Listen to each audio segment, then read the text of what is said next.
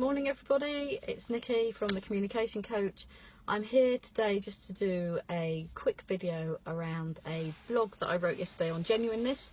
I've set myself the task of doing 10 vlogs, I believe they're called, in the next 10 days. So you'll probably be seeing a bit of me, so bear with me as I get used to working the video and posting them onto YouTube, Facebook and any other social media that I can.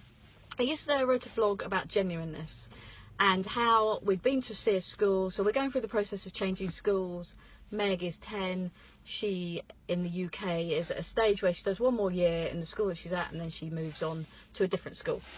And we went to see the school, and the school has good results and the school was fine in itself, and the headmaster gave a presentation for about 15-20 minutes.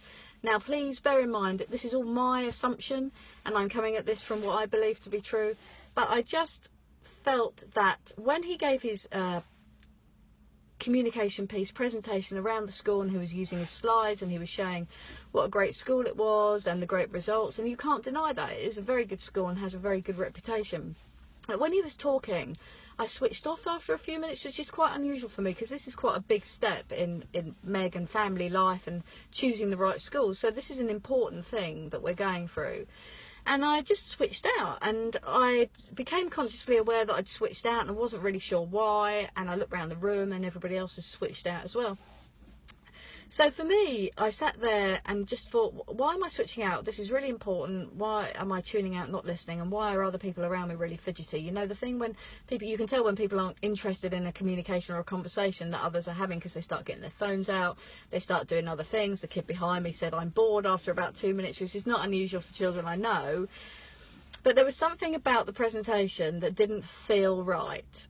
And the more I thought about it, the more I recognised that it was the genuineness. So yes, he was saying the words, yes, there was this lovely PowerPoint with figures and facts on it, but there was no genuineness. Now, I'm not saying that the guy doesn't believe in his school, and I'm not saying that he's not a good headmaster at all, but right there, right then, he wasn't impacting with his audience. And the reason for me that he wasn't doing that was because he was lacking a genuine care. There wasn't a belief that he's selling his product. Now, his product was his school. That's what I mean by selling your product. And he's selling places. Now, I also know that over 1,000 pupils apply for 250 places in that school. Now, I'm not saying, again, that that has anything to do with it at all. What I am saying is, for me, and I think probably if you'd have spoken to other people in that room, he wasn't coming across as being a genuine guy who was passionate about the kids in the school, who had a belief in the school that he had. And that got me thinking about genuineness in every single conversation that we have, in every communication we have. You see, every time we interact with somebody, we are selling ourselves. So in this video, I am selling myself to you. I don't know if that's a good or a bad thing, and I can't help it, but subconsciously you will be judging me, and subconsciously I will judge everybody I come into contact with today. So when you sell yourself, or when you sell a product, or you sell I don't know, a book or a course, or just any interaction that you have with anybody, you're selling something, is to be genuine. And being genuine makes a real big difference in people's lives, because people have a better connection with you and they have a better way of understanding you. And it doesn't take much to be genuine, because you have to believe in yourself as well. So when you're selling anything, and that includes yourself, you have to believe in you and what you stand for. So there is a great quote that goes around a lot, and that is, behave as if people are watching you all the time.